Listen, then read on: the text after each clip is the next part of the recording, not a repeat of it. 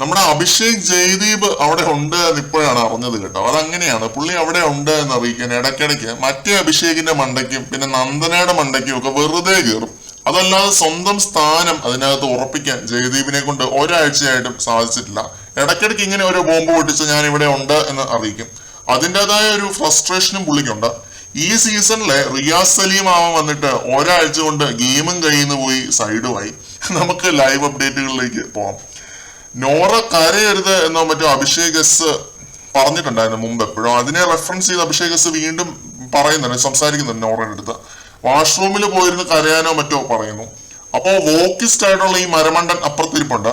വായി പഠിച്ചതെല്ലാം കൂടെ ആ മനുഷ്യനെ പറയുന്നു. കരയുന്നത് വീക്ക്നെസ് ആണോ, മനുഷ്യന്മാരെല്ലാം കരയത്തില്ലേ എന്നൊക്കെ പറഞ്ഞിട്ട്, ഇനിയൊന്നും ഞാൻ ടോക്സിക് എന്ന് പോലും വിളിക്കില്ലടാ, അതും ഗ്ലോറിഫിക്കേഷൻ ആണടാ എന്നൊക്കെ പറഞ്ഞിട്ട് ഫുൾ പൊട്ടത്തരം വിളമ്പുന്നുണ്ട്. പുള്ളി പോയി കഴിഞ്ഞ് നന്ദനയുടെ മണ്ടയ്ക്ക് കയറുന്നുണ്ട് അഭിഷേക് കെ.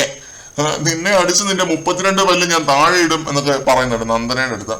നന്ദന മറ്റേ ബെഡിന്റെ മണ്ടയിൽ കൂടെ ഒക്കെ കയറിയിട്ട് വാടാ തല്ലടാ എന്നെ തല്ലടാ എന്നൊക്കെ പറഞ്ഞ് ചാടി നിപ്പുണ്ട്. വൻ കോമഡി ആയിരുന്നു. അപ്പൊ തന്നെ ജിൻഡോയും സിബിനും നമ്മുടെ അർജുനും ഒക്കെ കൂടി വന്ന് പിന്നെ സായിയും ഒക്കെ കൂടി വന്ന് നന്ദനേനെ വിളിച്ചോണ്ട് പോകുന്നുണ്ട്. ഇല്ലെങ്കിൽ മിക്കവാറും നന്ദനയുടെ കയ്യിൽ നിന്ന് ഒരെണ്ണം മേടിച്ചേനെ നമ്മുടെ ജയദീപ്. എന്നിട്ട് രണ്ടുപേരും കൂടെ പുറത്തായാണ്. അല്ല പിന്നെ ഈ വോക്കിസം വെറുപ്പിക്കലൊക്കെ എത്ര നേരമാണ് സഹിച്ചുകൊണ്ടിരിക്കുന്നത്? ഒരു പരിധിയില്ലേ മനുഷ്യന്മാർക്ക്? അയ്യോ, ഞാനാണെങ്കിൽ കേട്ടിരിക്കത്തില്ല കേട്ടോ. ഞാനാണെങ്കിലും ഇതേപോലെ തല്ലാൻ ഓങ്ങത്തേ ഉള്ളൂ. അപ്പൊ മറ്റേ പുള്ളി ഓങ്ങുന്നൊക്കെ ഉണ്ട്, നന്ദനയും ഓങ്ങുന്നുണ്ട് തല്ലാൻ വേണ്ടിയിട്ട്. അവിടെ ഒരു ഫിസിക്കൽ അസോൾട്ട് നടക്കാനുള്ള സാധ്യതകൾ ഉണ്ടായിരുന്നു, പിടിച്ചു മാറ്റിയില്ലായിരുന്നില്ല. ജയദീപ് ഇപ്പൊ വന്ന് അതിനകത്ത് ഉണ്ട് എന്ന് കാണിക്കാൻ വേണ്ടി വെറും പ്രഹസനം പിടിച്ചൊരു വോക്കിസ്റ്റായി മാറിയിരിക്കുകയാണ്. ഒരു കാര്യമില്ല അതിൻ്റെ അകത്ത്, വെറും ഒരു വേസ്റ്റ് കണ്ടസ്റ്റന്റ് ആയി മാറിയിരിക്കുകയാണ്. വന്നു കയറിയപ്പോൾ ഒരാളെ വേസ്റ്റ് എന്ന് വിളിച്ചപ്പോൾ ഇത്ര ഞാൻ പ്രതീക്ഷിച്ചില്ല, വേസ്റ്റ് ആയി മാറുമെന്ന് ഞാൻ പ്രതീക്ഷിച്ചില്ല.